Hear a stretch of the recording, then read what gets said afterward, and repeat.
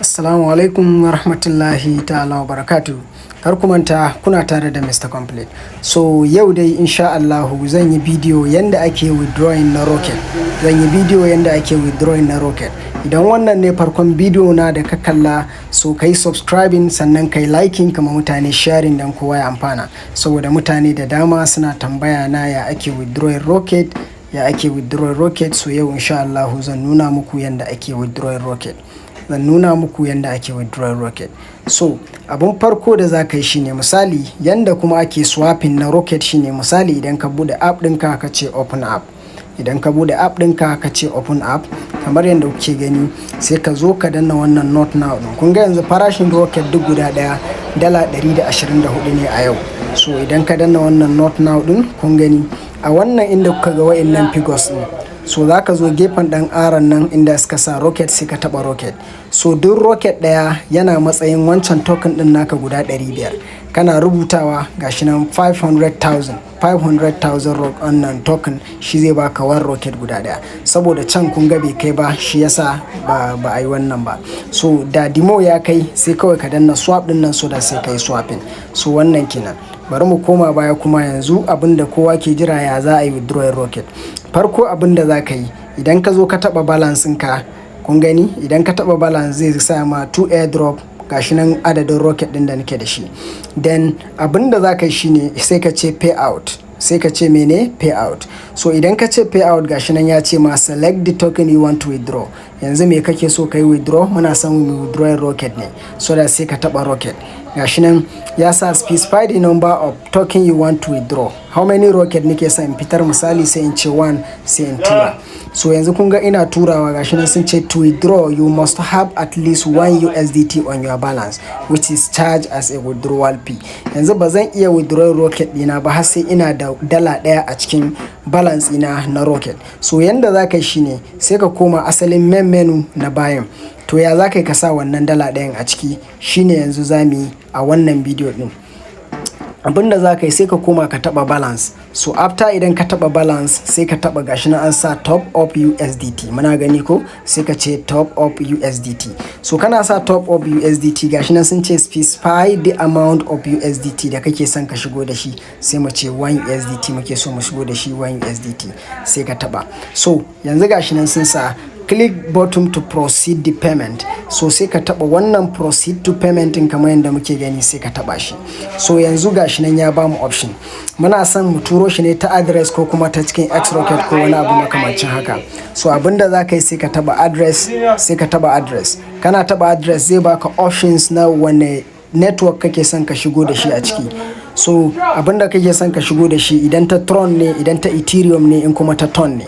So ni ina son in shigo da shi under Ton ne. So sai ka taba gashi nan Ton USDT sai ka taba Ton USDT.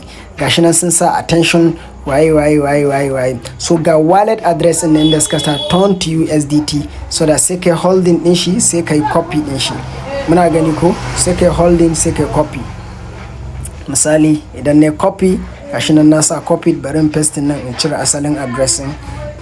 Na san a wayoyinku direct za ku iya samun shi ba tare da kun yi wannan abin da kuka ga yanzu ina yi ba. So da na danna copy din bai yi bane shi yasa zan yi shi ta direct ne, ta manual. Da fatan mun gane maganan da nake yi. Ina son in copy only address din ne wanda yake misali ga address din. So misali ga address din bari in copy shi iya address din kenan. Yawwa so kun gani in na ce copy. So yanzu next abin da zan yi shine wannan bari in goge duk wannan abin da yake ciki. So yanzu next abin da zan yi shine gashi nan sun ce invoice will be expired in 2 hours 46 minutes. Wato wannan invoice receipt din zai expire ne a awa 2 da minti 46 in har ba a tura wannan token din a ciki ba. Next abin da zaka shine sai ka koma idan ta Binance ne, idan ta Bybit ne, idan ta OKX ne, idan ta Ton ne, so da sai ka turo $1. Sai ka turo $1 1 USDT a ciki kenan. So yanzu next abin da zamu yi shine ni ina son zan je in tura ne ta cikin OKX. So idan ina son zan je in tura ta cikin OKX kamar yadda kuke gani abinda zamu yanzu ban da dalan akai direct token garin bari in saida shi. So that sai in je in sa abinda zan sa. Kuma in na taba nan zan iya transfer. Ran sa transfer. Let's say to ni transferring ton ne gare ni, so dole sai na saida shi yanzu ya zama dala, so da sai in sa kamar yadda kuke gani. So fine, yanzu na yi transferring din shi zuwa trading account. Mu tsaya da kyau mu kalla.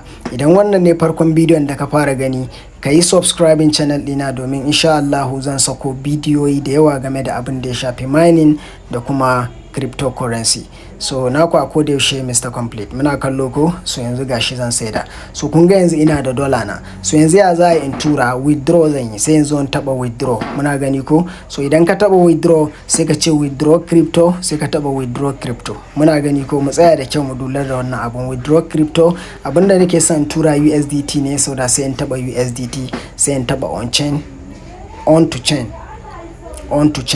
So yanzu zai bani ga gurin da zan sa addressin, sai in pasting wannan addressin wanda na kwafo a can. Muna gani ko? Sannan a nan gurin inda za ka yi selecting network dan kakka rasa dolanka, you have to be very careful here. Kun ga wanda za mu sa turn to USDT ne inda ba ku manta ba.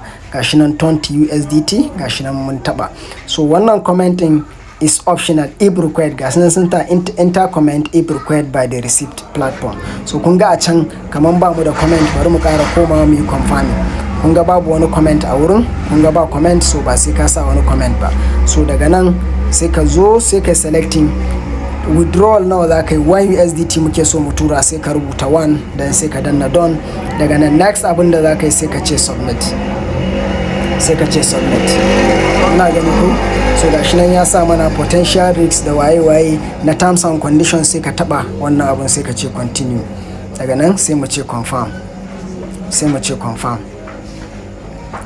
so yanzu wannan authentication ne zai tura a email dina. Ba dole bane exchange da zaka yi amfani da shi suna da wannan tsarin. So yanzu bari in sa authentication to email, then authentication to phone number. So kun ga yanzu an tura min a cikin email dina, zan dauko wannan figures din, so da sai yanzu in sa su. Gashi nan ma yayi popping anan, bari in bude shi, sai in copy wannan figures din. Daga nan sai shi ma na phone number, daga nan sai su tura.